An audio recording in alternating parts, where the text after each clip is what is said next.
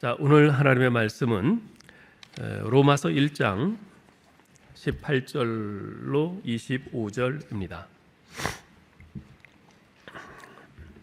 제가 봉독하겠습니다.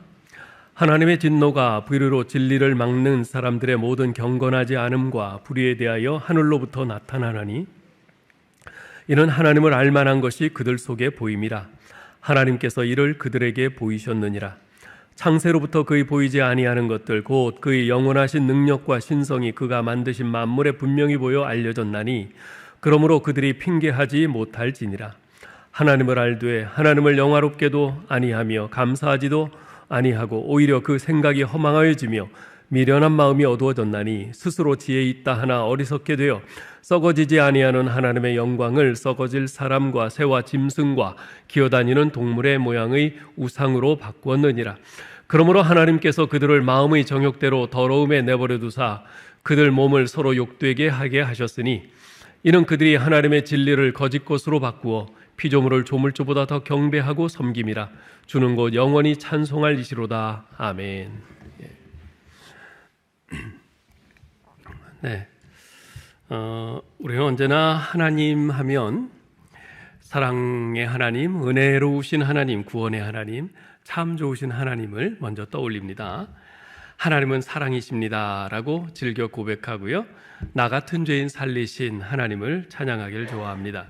반대로 우리는 진노하시는 하나님, 심판하시는 하나님 하면 본능적으로 좀 꺼려집니다. 그러나 우리에게 이러한 본능적인 꺼리낌이 있다고 해서 하나님의 진노나 하나님의 심판이라는 엄연한 사실이 부정될 수는 없습니다. 마치 이런 것과도 같습니다.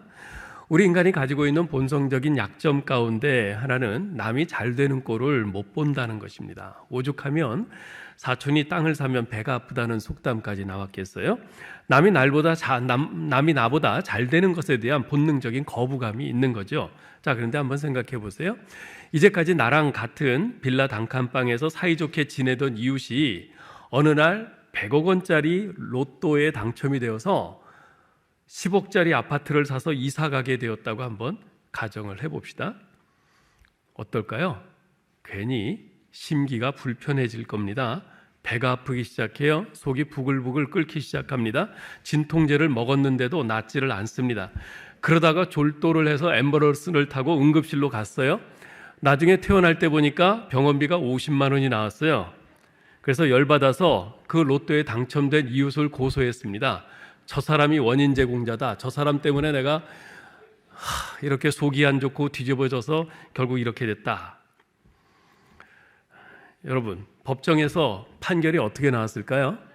50만 원 물어줘라 그랬을까요? 아니요. 이웃이 로또에 당첨된 것을 보고 배 아파하는 자신을 탓해야지 자기 배 아픈 것이 어찌 그 이웃 탓이겠어요? 마찬가지입니다. 여러분, 죄인에 대해서 진노하시는 하나님이 잘못된 것입니까? 아니죠. 그죠? 그것은 정당한 것입니다. 오히려 하나님의 진노에 대해서 거부감을 가지는 우리가 잘못된 것입니다. 오늘날 우리 주변에 얼마나 분통 터지는 일이 많이 일어납니까? 얼마나 기가 막히고 억울한 일들이 많이 발생합니까? 얼마 전에 미국에 있는 아들과 이제 비디오 톡을 하는데요, 아들이 자기가 넷플릭스에서 나는 신이다 라는 그 프로를 봤다는 거예요. 그러면서 막 그냥 열받아가지고 막 욕을 해요. 어떻게 인간이 이럴 수 있느냐, AXX 뭐 그러면서 막 욕을 해가면서 분노하고 막 열을 내는 거예요. 아마 그 프로를 보신 분들은 모두 같은 심정이었을 겁니다. 하나님은 뭐 하시나? 이런 금수만도 못한 놈들을 잡아다가 당장 지옥불에 던져넣지 않으시고 어찌 이 사건 하나뿐이겠어요? 이런 일들이 아주 비일비재하죠.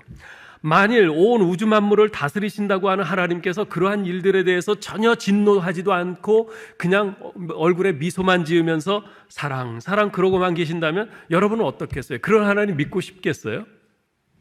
이것이 우리의 솔직한 심정이에요. 그런 하나님 믿고 싶지 않을 거예요. 그럼에도 불구하고 어째서 우리는 하나님의 진노, 하나님의 심판이라는 말을 들으면 우리 마음이 불편하고 본능적으로 거부감이 드는가? 그 이유가 뭘까요?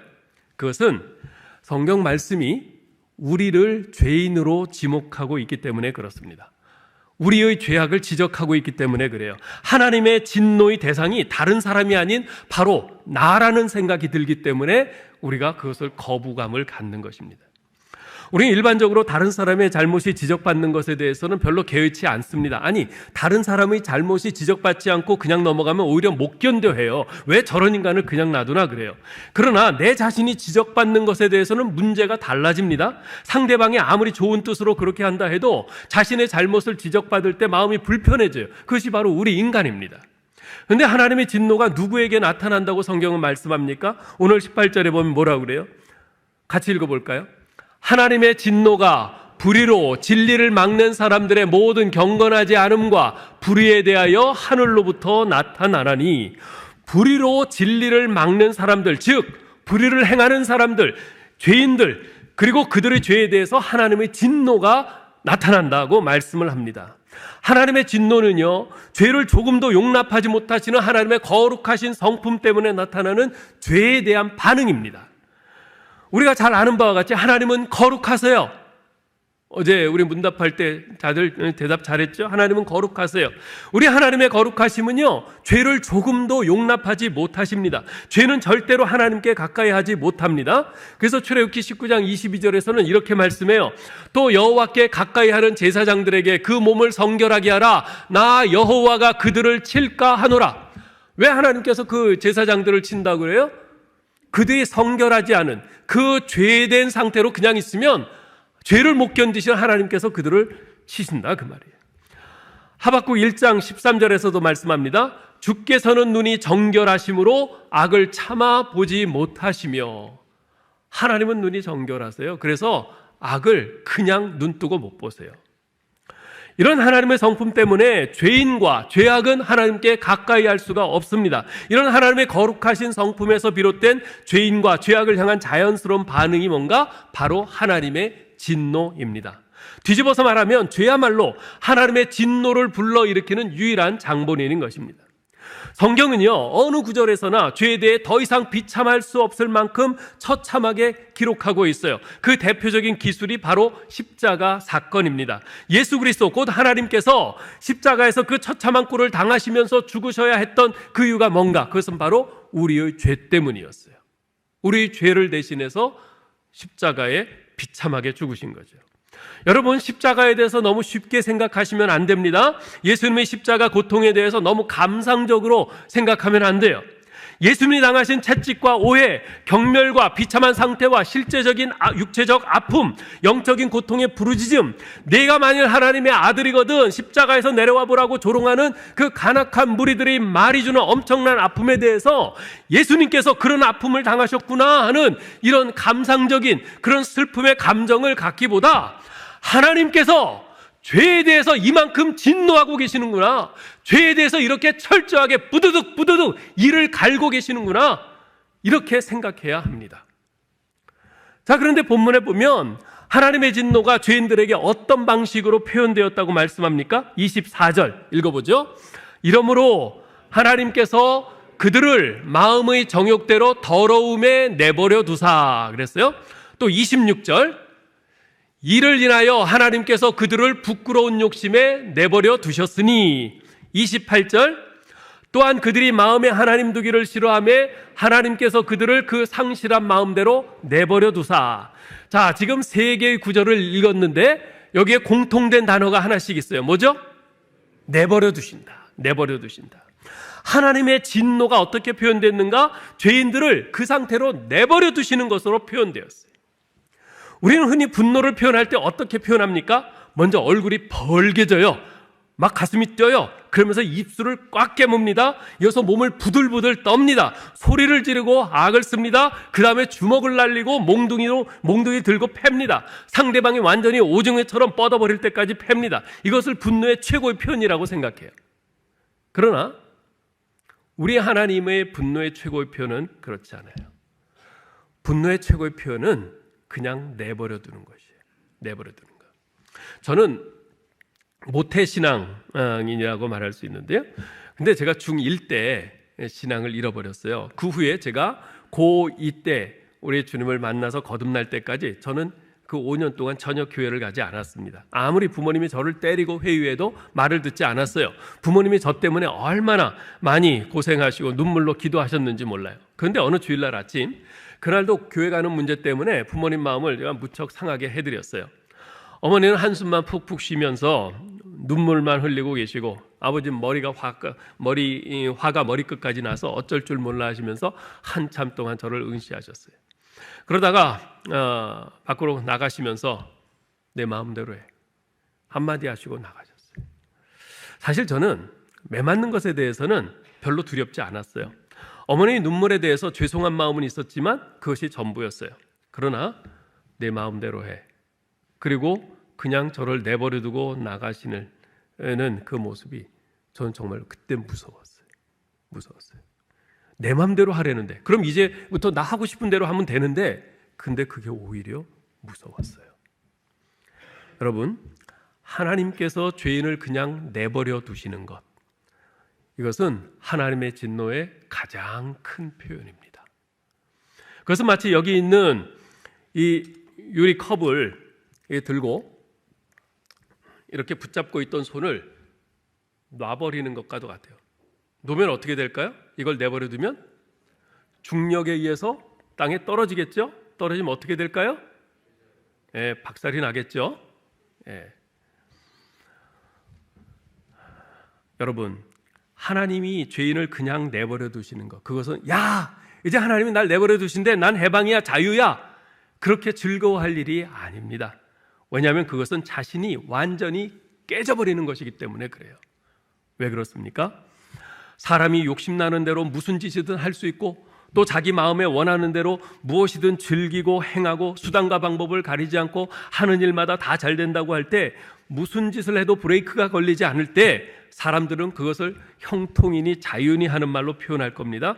그렇게 될 때 스스로를 대단하게 생각하게 되고, 그 결과 점점 하나님께로부터 멀어지고 하나님에 대해서 콧방귀 뀌게 될 거예요. 그러다 보면 그는 영영 하나님께 등 돌리고 멀어지는 거죠. 그것이 하나님의 진노의 가장 큰 표현이에요. 그냥 내버려 두는 것. 하나님의 진노는 그 성격상 우리 눈에 보이지 않을 때가 많습니다.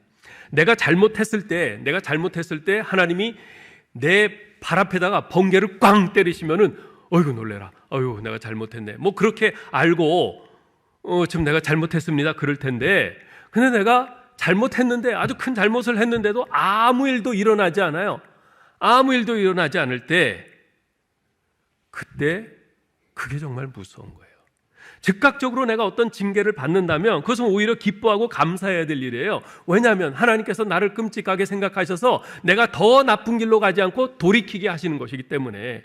그러나 예수 없이도 잘 살고 있다고 자만하는 사람들, 예수 안 믿어도 everything is okay 그러면서 자신을 과신하는 사람들, 남몰래 나쁜 짓을 범해도 그것이 바다에 가라앉은 돌처럼 드러나지 않아서 속으로 안도의 한숨을 쉬면서 좋아하는 사람들은 벌써 보이지 않는 하나님의 무서운 진노를 받고 있다는 사실을 알아야 합니다. 우리 사랑하는 성도 여러분, 우리 하나님의 진노는 무섭습니다. 그 누구도 스스로의 힘으로 그 진노를 피할 수가 없습니다. 그래서 우리는 절망적이에요. 소망이 없습니다. 그런데 하나님께서 우리가 그 진노를 피할 수 있도록 하나의 길을 열어주셨습니다. 그것이 무엇입니까? 로마서 5장 8절 9절에서 이렇게 말씀해요. 같이 읽어보죠. 우리가 아직 죄인 되었을 때에 그리스도께서 우리를 위하여 죽으심으로 하나님께서 우리에게 대한 자기의 사랑을 확증하셨느니라. 그러면 이제 우리가 그 피를 인하여 의롭다 하심을 얻었은즉 더욱 그로 말미암아 진노하심에서 구원을 얻을 것이니. 아멘, 할렐루야. 하나님께서 열어놓으신 유일한 길은, 우리가 진노를 피할 수 있는 유일한 길은 바로 예수 그리스도께서 죽으신 십자가의 길입니다. 하나님께서는 죄인인 우리에게 쏟으실 진노를 누구에게 쏟으셨다고요? 예수 그리스도께 쏟으셨어요. 십자가에서 쏟으셨어요.